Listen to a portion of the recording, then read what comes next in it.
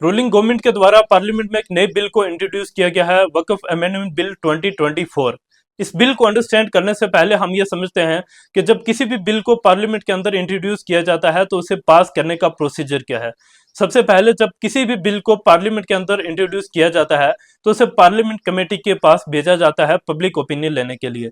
जब public opinion लिए जाते हैं तो उसके बाद लोकसभा में उस बिल पे डिस्कशन होती है। डिस्कशन होने के बाद जब मेजोरिटी से बिल वहां से पास होता है तो उसके बाद राज्यसभा में भेजा जाता है। जब राज्यसभा में उस बिल पे डिस्कशन होती है तो डिस्कशन होने के बाद जब मेजोरिटी से वहां से बिल पास होता है तो उसके बाद प्रेसिडेंट की एजेंट के लिए भेजा जाता है। जब प्रेसिडेंट की एजेंट मिल जाती है तो वो बिल जो हुआ एक्ट में कन्वर्ट हो जाता है। तो उसके बाद गवर्नमेंट ऑफ इंडिया की तरफ से ऑफिशियल गैजेट में नोटिफिकेशन निकाला जाता है उस बिल को इम्प्लीमेंट करने के लिए। अब गवर्नमेंट जो है इस बिल को क्यों इंट्रोड्यूस करना चाहती है, क्या इसमें चेंजेस लाना चाहती है।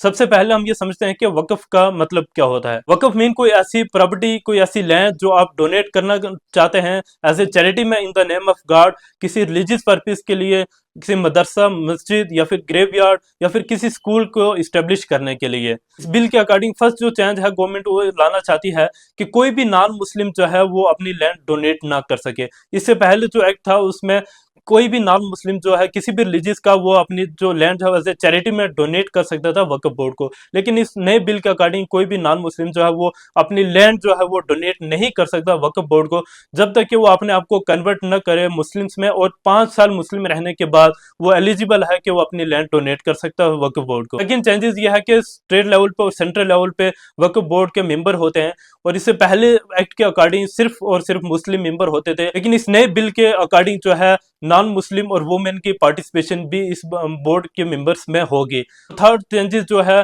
कि सेक्शन 40 जो अर्लियर एक्ट था उसमें वक्फ बोर्ड के पास पावर थी कि वो डिसाइड कर सकता था किसी भी लैंड को कि वक्फ बोर्ड की लैंड है या नहीं है। लेकिन अब जो पावर है वो खत्म कर दी गई है, सेक्शन को ओमिट किया गया है, और जितने भी पावर थे वो डिस्ट्रिक्ट कलेक्टर के पास हैं कि डिस्ट्रिक्ट कलेक्टर जो है वो सर्वे करेगा लैंड का सर्वे करने के बाद अपनी रिपोर्ट जो है वो स्टेट गवर्नमेंट को सबमिट करेगा, और स्टेट गवर्नमेंट जो है वो अपना डिसीजन लेगी और उसके बाद रेवेन्यू अथॉरिटी को डायरेक्ट करेगी जो भी रेवेन्यू से एंट्री है उसमें चेंजेस करने के लिए। उसके बाद जो गवर्नमेंट चेंज लाना चाहती है कि जो भी ट्रिब्यूनल का डिसीजन होता था वो फाइनल होता था, लेकिन अब इस बिल के अकॉर्डिंग कोई भी एग्रीव्ड पर्सन, चाहे वक्फ बोर्ड हो या फिर कोई भी इंडिविजुअल पर्सन हो, वो हाई कोर्ट में अपील कर सकता है उस डिसीजन के अगेंस्ट।